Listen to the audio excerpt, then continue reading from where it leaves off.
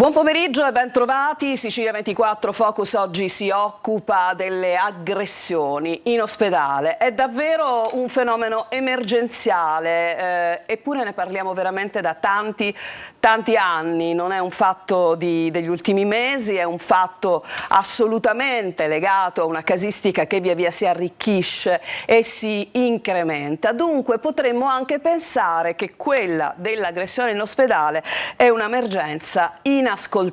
Chiediamo questo e cerchiamo di capire quali potrebbero essere i correttivi, gli ausili perché i medici e il personale infermieristico, il personale sanitario in generale possa fare in modo sereno il proprio importantissimo lavoro.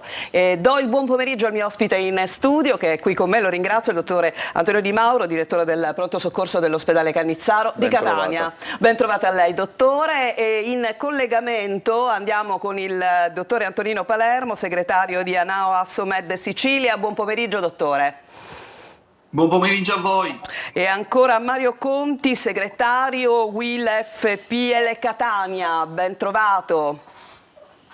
Buon pomeriggio, grazie. Allora, tutti insieme, spesso per una causa giusta, laddove barriere, etichette servono veramente a poco, perché quando si parla del benessere, della salute del cittadino, secondo me la lotta perché sia al top deve essere assolutamente comune. Noi prendiamo a spunto, dottore, per la nostra discussione l'ultimo caso di cui abbiamo parlato, che è quello che è avvenuto proprio nel reparto che lei dirige. Che cosa è successo domenica?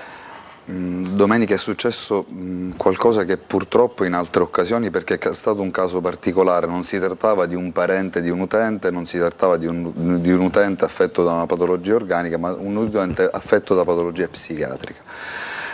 Purtroppo il pronto soccorso appunto si occupa anche di emergenze psichiatriche, nonostante sia la sala gialli dove era presente il paziente sia l'ingresso del pronto soccorso siano presidiati dalle guardie giurate, purtroppo probabilmente a seguito di un mancato protocollo che la direzione sta provando a raggiungere un accordo con le forze dell'ordine, si potrà un attimino raggiungere e dare maggiore sicurezza ai miei colleghi che sono impegnati, siamo impegnati insieme. A cosa mi riferisco? Normalmente quando un paziente viene condotto in ospedale con un'indicazione a fare un trattamento sanitario obbligatorio, i vigili urbani, o se molto impegnativo da un punto di vista fisico anche la polizia e i carabinieri, presidiano il paziente fino a che non avviene il ricovero.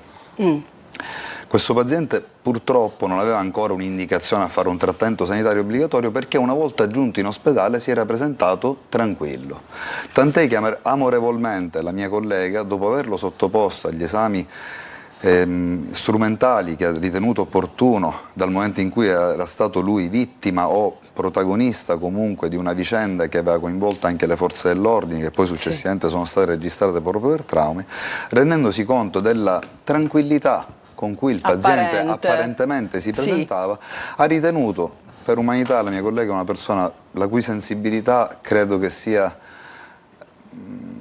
uno dei suoi migliori, un suo grande pregio, la fa essere una persona speciale nella sua quotidianità, nell'esercizio di questo ruolo, perché antepone davvero le problematiche umane a qualunque altro, fermandosi tantissimo in ospedale anche dopo, una persona avvocata veramente per questo lavoro e per i pazienti. Per cui, rendendosi conto che il paziente non destasse nessuna preoccupazione, ha ritenuto opportuno, diciamo, liberarlo da quelli che erano una contenzione fisica che era stata prima messa in atto dal momento in cui era arrivato. Il paziente in assoluta tranquillità, alzandosi dalla barella, quindi senza destare nessun sospetto al personale e neanche al personale di vigilanza che l'azienda appunto già da diversi anni ha messo in essere all'interno del pronto soccorso, si è recato alle spalle della dottoressa e quindi colpendola alle spalle con una violenza non indifferente, colpendole il costato. Chiunque di noi è seduto che sta facendo, preso all'improvviso, di sprovvista sicuramente ne ha la peggio, per cui è precipitato, è caduto a terra e poi lui ha continuato, ha provato a continuare, ma il personale presente è riuscito a sottrarle Questo mi perdoni dottore, all'interno già del reparto, cioè non al triage, quindi superato il triage. All'interno il paziente era già registrato, aveva fatto gli esami, quindi anche al cospetto degli altri pazienti. Infatti il pericolo è stato per i miei colleghi, ma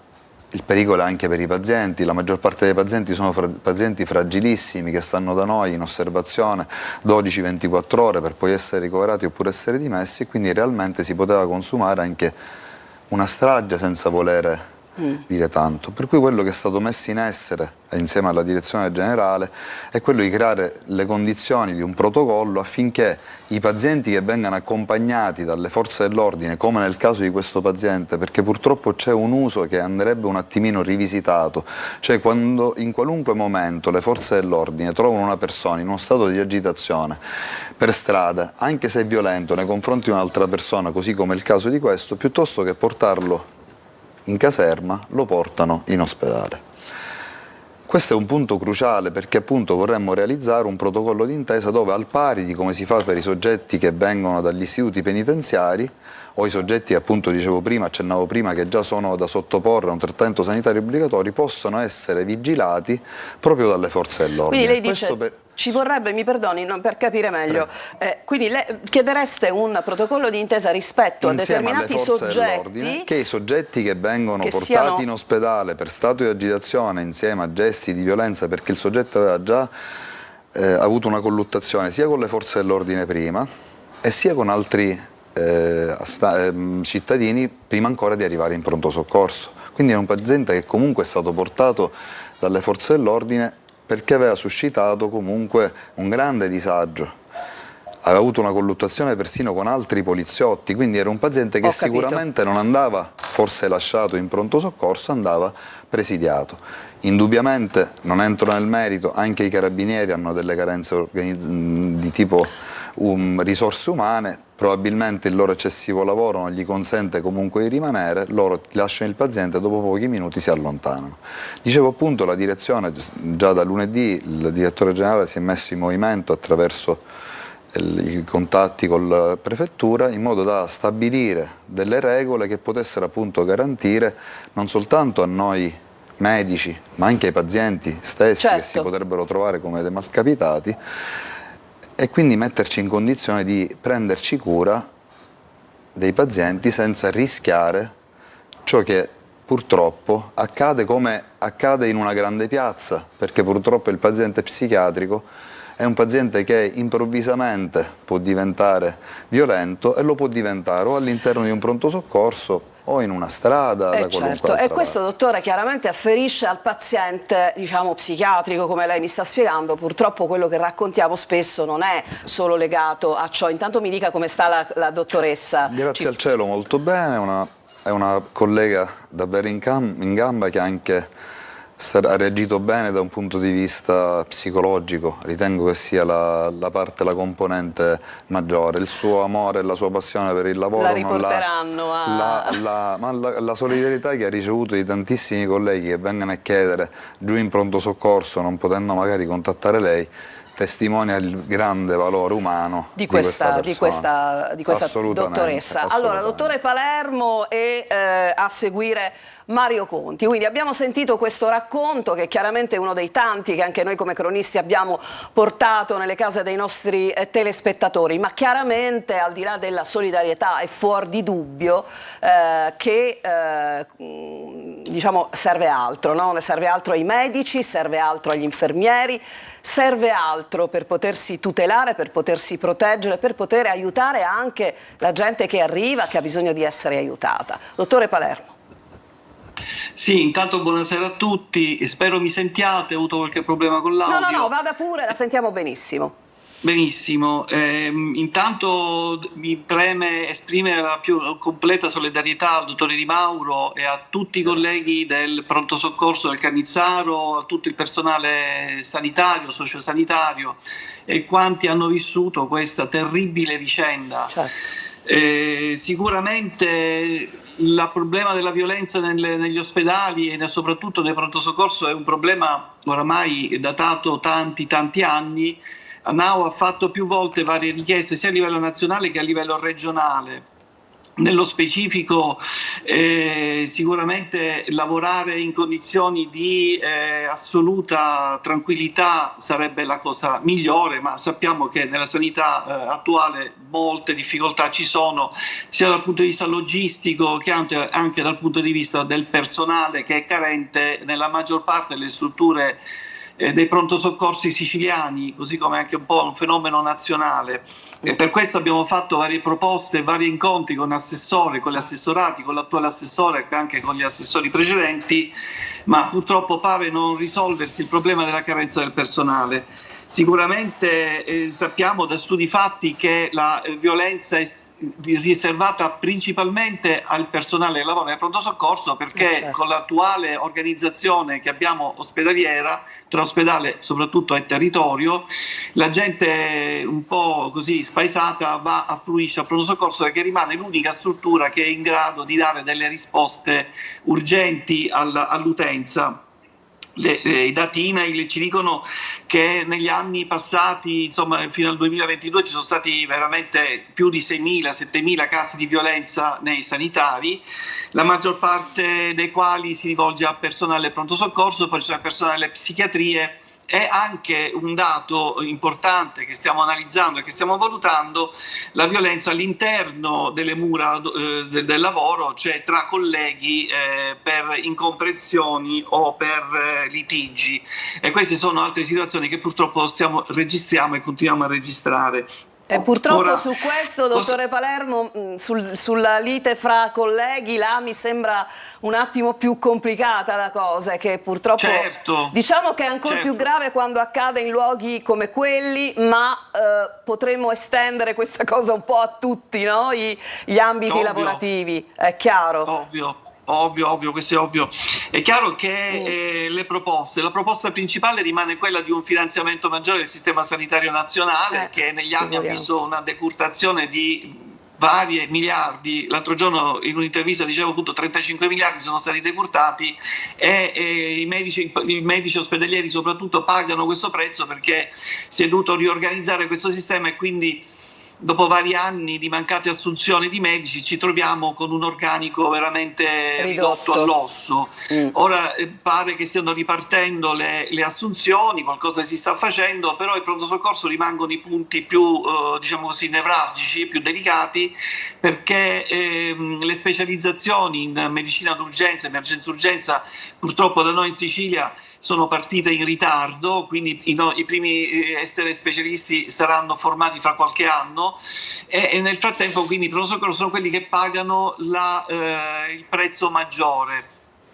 Varie situazioni sono state proposte, ma tutt'oggi tutti i pronto soccorsi della regione Sicilia rimangono carenti di personale. Fra questi appunto c'è il pronto soccorso del Cannizzaro, che è struttura fra l'altro dell'emergenza urgenza, una struttura dedicata appunto dove il pronto soccorso è un punto nevralgico di questa azienda.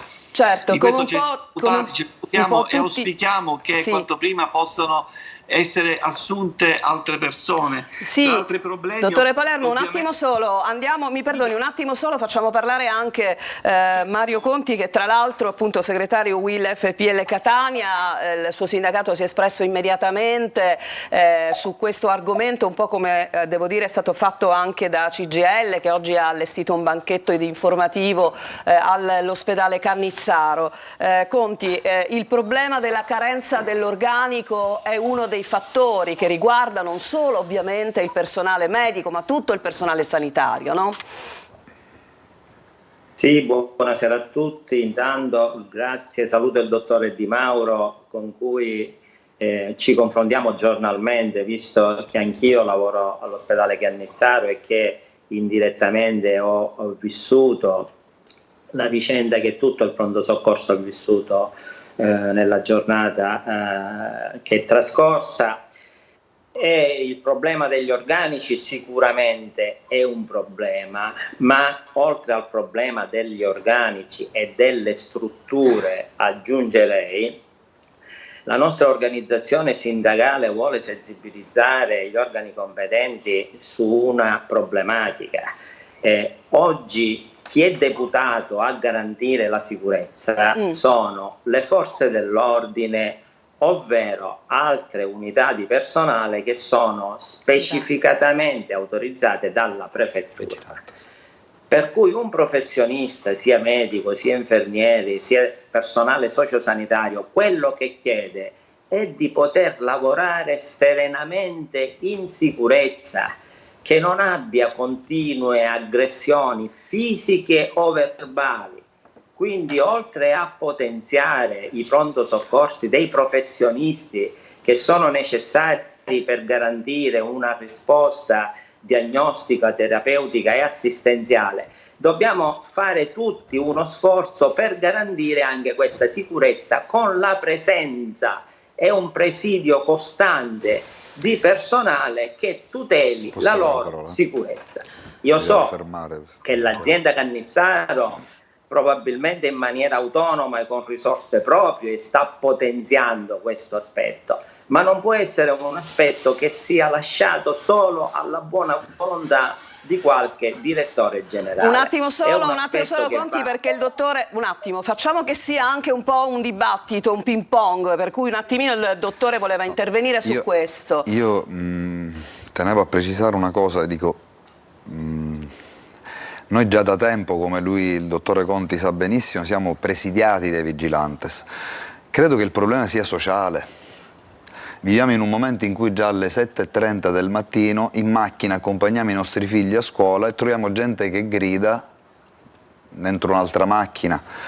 La gente è stanca, è esausta di essere rimbalzata da un ambulatorio, del medico di famiglia, a un CUP che ti dice che le prestazioni possono essere erogate dopo 12-18 mesi. Quindi questo inevitabilmente, d'accordo col dottore Palermo, il pronto soccorso viene affollato. Io fino a ieri, qualche giorno fa, abbiamo ricevuto notizie che per il rinnovo dei piani terapeutici, per alcuni farmaci cardiologici, quindi parliamo di farmaci salvavita, devono passare attraverso il CUP.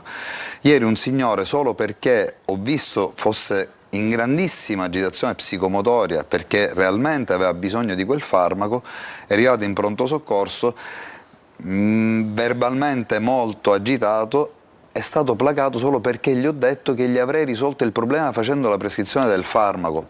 Questa chiaramente è stata una situazione immediata, ma non è che è una situazione risolutiva. Quindi al di là, dico, della presenza delle forze dell'ordine, dei vigilantes se sono presenti, ma noi ci rendiamo conto, intanto dobbiamo capire bene dove ci troviamo ad operare. Io ho esercitato l'attività di pronto soccorso sia in Toscana sia in Inghilterra 25 anni fa. Noi tuteliamo eccessivamente forse i pazienti, in maniera eccessiva anche i pazienti pericolosissimi, li dobbiamo tutelare fino alla fine. In altri paesi questa tutela è inferiore, il trattamento che gli si deve è minore. Noi utilizziamo moltissime risorse oggi per i pazienti che sono in carcere, che quando vengono in ospedale c'è un dispiegamento di forze con un reparto a sé, e talvolta non riusciamo a garantire invece al cittadino, che non ricade all'interno di queste figure da proteggere all'interno degli istituti penitenziari, a cui non possiamo dare il posto letto. Non possiamo educare. Oggi non possiamo educare le persone a vivere in maniera civile all'interno del proprio posto di lavoro, all'interno delle proprie famiglie. Vediamo come la famiglia si è resa ormai vero, dottore, lei ha ragione su questo. Il luogo in cui si consumano soltanto disagi e violenza. Quindi il problema, secondo me, c'è una base culturale, socioculturale, che impedisce di migliorare qualunque percorso noi possiamo mettere in atto. Allora, io credo, e andiamo poi in pubblicità, che il dottore Palermo e Mario Conti non possano che condividere il fatto che ovviamente noi non ci possiamo solo riferire al fatto che serve l'agente di pubblica sicurezza, che serve la polizia, per risolvere il problema. È chiaro che è un problema che va affrontato da tanti punti di vista, ivi compreso però, dottore, mi permetta di dire, la ottimizzazione di questi pronto soccorso, perché è anche vero che i nervi che saltano, le attese incredibili, queste 10 ore per controllare una cosa, cioè sono tutte figlie di una stessa problematica. Da una parte la ottimizzazione degli ospedali ospedali, dei pronto soccorsi, quindi dell'emergenza, della medicina d'emergenza, dall'altra anche la gestione della ordinarietà che poi va a confluire sui pronto soccorsi. Il dottore Palermo no? parlava infatti del territorio. Chi non trova risposta nel territorio inevitabilmente ed esige una risposta. È l'ultimo posto in cui tu non puoi dire io non la posso aiutare. Volevo semplicemente questo appunto e poi veramente andiamo in pubblicità. Palermo e Conti, è così, no? Cioè ci sono tanti fattori, è un puzzle. È un puzzle, sicuramente sì, è una situazione veramente complicata. Ripeto, causa l'inefficienza del territorio, la gente va al pronto soccorso.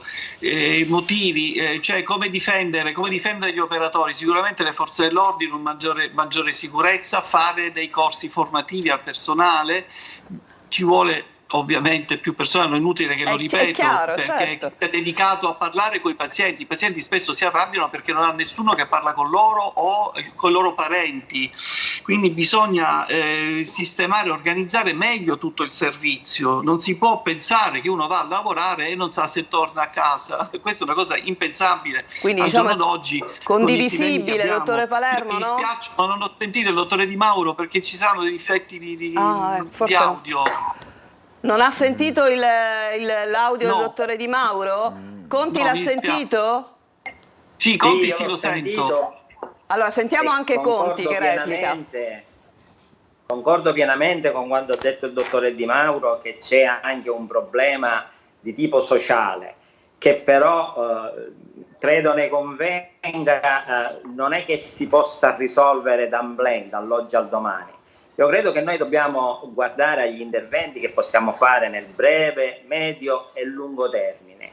E allora quello che noi chiediamo è che le direzioni generali, le prefetture, l'assessorato facciano intanto quello che è possibile fare nel breve termine per garantire la sicurezza agli operatori.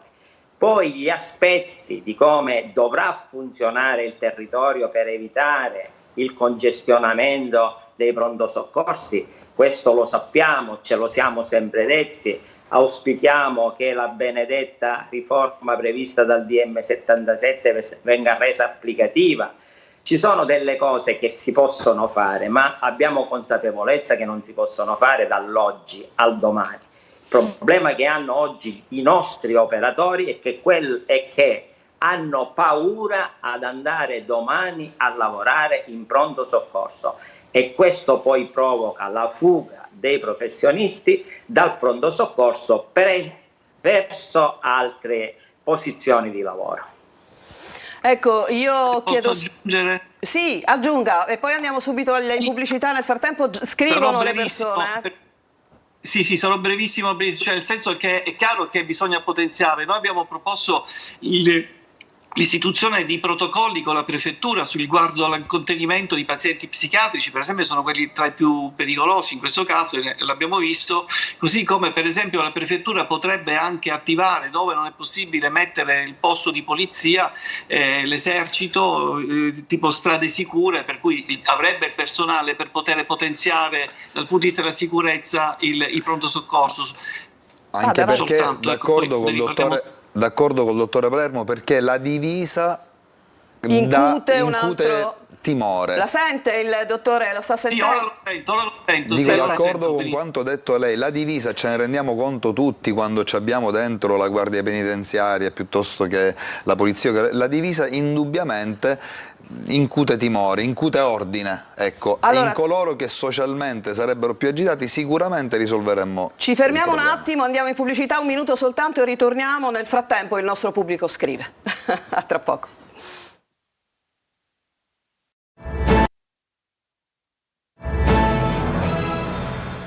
Siamo ritornati in studio e parliamo dell'aggressione negli ospedali. Nel frattempo devo dare uno spazio assolutamente ai nostri telespettatori perché questa trasmissione lo richiede, lo vuole, per cui vi chiedo davvero di dare attenzione anche voi a questo, perché poi il fil rouge di questi messaggi, ne racchiudo uno per tutti, è di chi arriva al pronto soccorso e usa la parola vergognoso.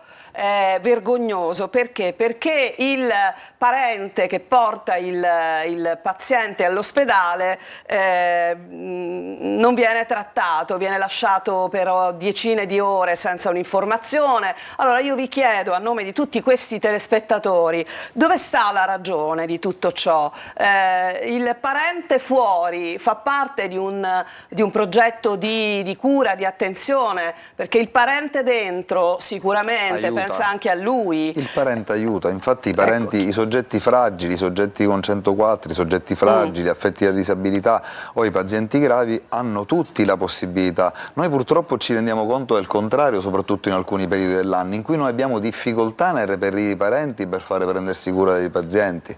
Quindi bisogna prendere in esame entrambe le due facce della medaglia. Ecco, però dico che la Poi gente talvolta si lamenti di questo. Io le devo però... confessare che dopo io da 22 anni faccio pronto soccorso. A me capita spesso che i pazienti si lamentino quando poi, chiedendogli mi può dire che è stato, dice no dottore, la sua collega mi ha parlato, sì è vero, ma allora signora perché lei ha detto che nessuno le ha detto?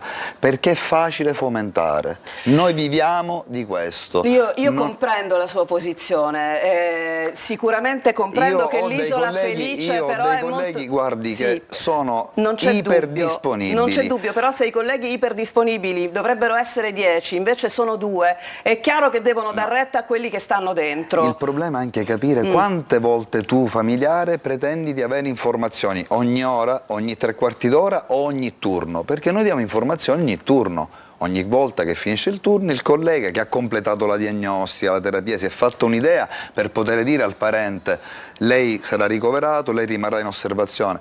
Il parente dipende quali sono le esigenze, cosa tu ci chiedi. Va bene. La allora, gente normalmente, scusi, l'interrotto, no, negli studi medici privati aspetta 2-3 ore. Nessun disagio, vieni in pronto soccorso, aspetta 20 minuti ed è un sacco di tempo. Però è anche vero che quando si va al pronto soccorso si dovrebbe andare per un'emergenza, quindi il pathos è superiore. Ciascuno di noi pensa che le proprie sono delle emergenze-urgenze. Poi se è il personale del triage a stabilirne giustamente quella che è l'emergenza. Su questo non c'è dubbio. Non so se i due collegati volevano dire qualcosa, poi c'è il dottore Smilari che saluto, che voleva intervenire. Purtroppo dottore non la posso fare intervenire in diretta, ma leggerò ovviamente il suo messaggio. Brevemente sia Conti che Palermo, se hanno qualcosa da dire proprio in merito a questo lato. Dare comunicazione ai parenti è molto importante e servirebbe a sminuire un po' la tensione. Il policlinico, per esempio, il suo pronto soccorso ha un personale dedicato, non medico ovviamente, perché i medici sono impegnati a curare i pazienti. E purtroppo anche di quello parlano i nostri telespettatori, dottore, mi dispiace, ma qua insomma ce ne sarebbe per tutti, ve lo dico molto francamente. È facile sparare sul pronto soccorso. Lo so. Dottore vada. Io volevo aggiungere che gli episodi di violenza che normalmente si registrano per il 40-50% sono da attribuire ai parenti dei pazienti, per cui è importante che la comunicazione con i parenti venga curata alla stessa stregua della comunicazione con i pazienti.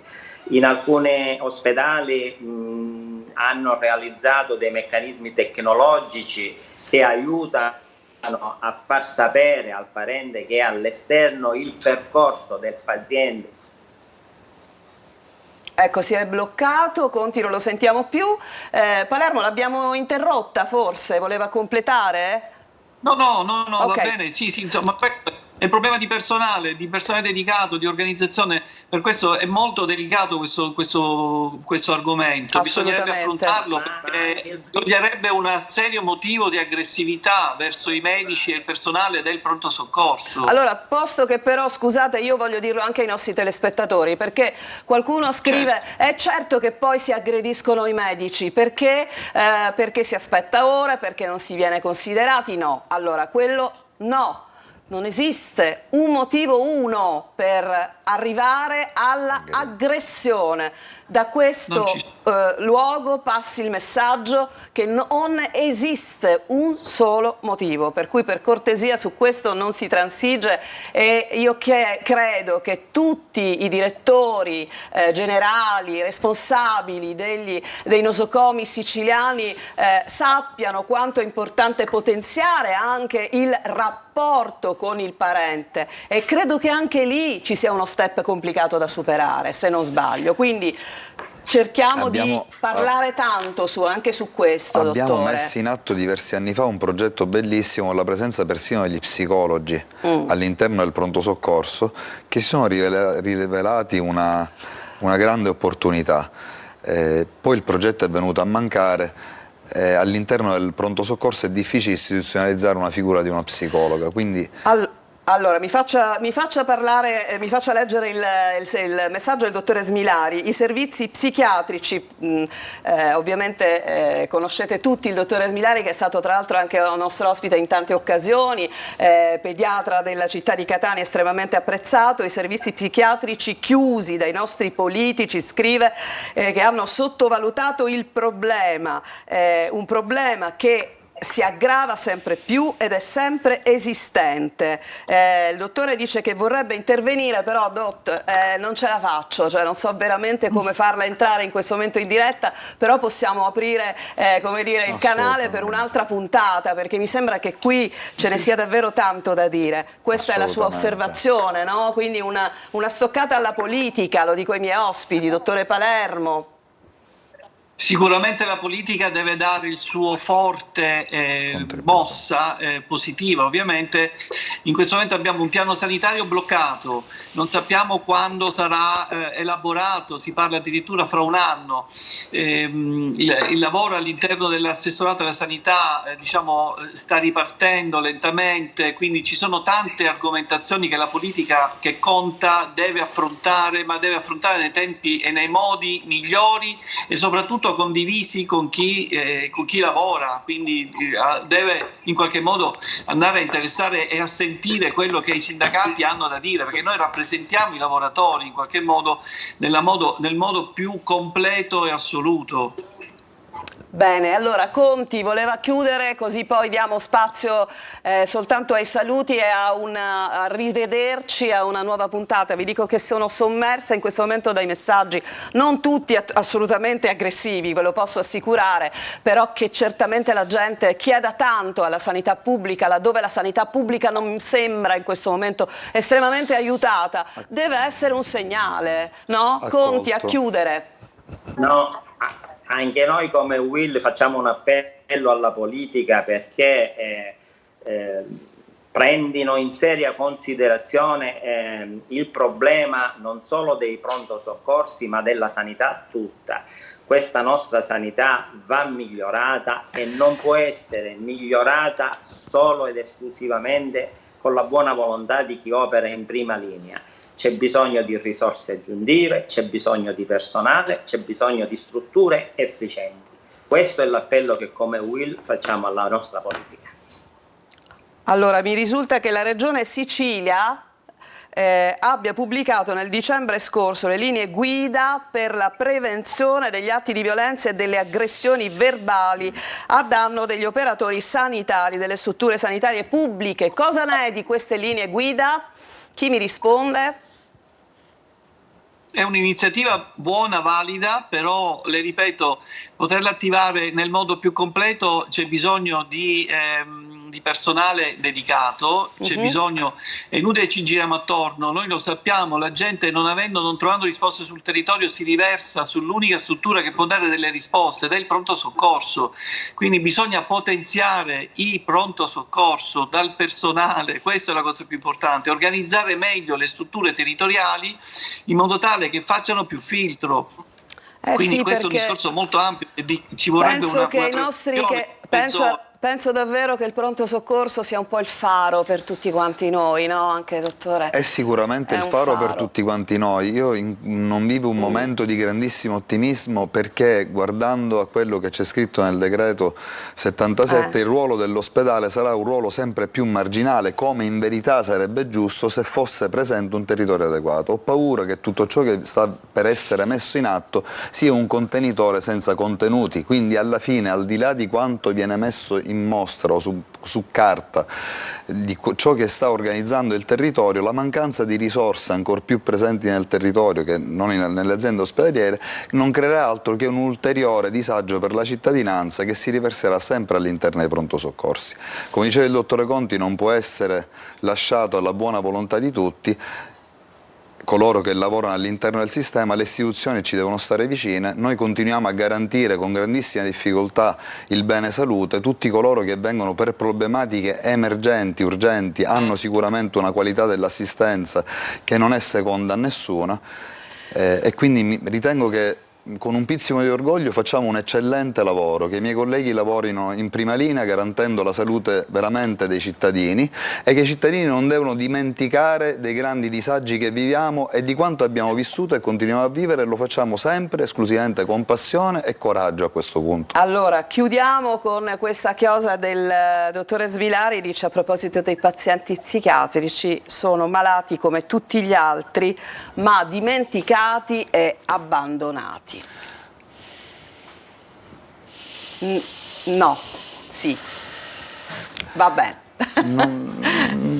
Non sono d'accordo, perché il paziente psichiatrico, io vedo quante volte i nostri colleghi della psichiatria cercano di coinvolgerli, ma sono loro i primi a non volersi fare coinvolgere. Le dico che probabilmente quello dell'estemporaneità, del rivolgersi a un pronto soccorso, è un fatto non esemplificativo al 100% della realtà che probabilmente vivono i pazienti psichiatrici, mi permetto di dire. Però siccome non è presente Svilari non possiamo fare ping pong, possiamo solo rimandare tutto a un'altra puntata con la vostra gradita presenza. Grazie dottore Palermo, grazie davvero, sempre presente, e naturalmente grazie a Mario Conti. Grazie dottore, buon lavoro al pronto soccorso, grazie a tutti i nostri telespettatori. Domani l'appuntamento con Sicilia 24 Focus tornerà ovviamente.